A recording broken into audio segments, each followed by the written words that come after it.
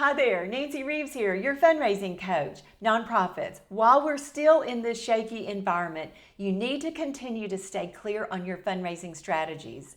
Here's something to think about. You're familiar with the Pareto principle, right? This 80-20 rule teaches us that a smaller number, 20% of your donors, account for the larger number, 80% of the charitable gifts given to your organization. Actually, in fundraising, it's more like 90-10, in which 90% of your funds come from only 10% of donors. Knowing this, where do you think you should spend your time fundraising right now? It's clear, isn't it?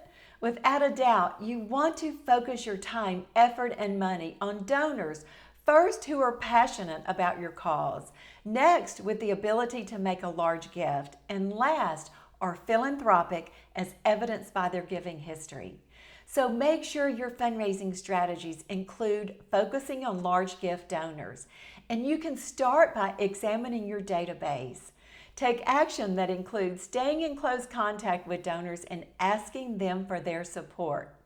Now, if you have not grabbed my fundraising template, there's never a better time to get a fundraising system in place than right now. Just click the link here and download your free template. See you next time. Bye for now.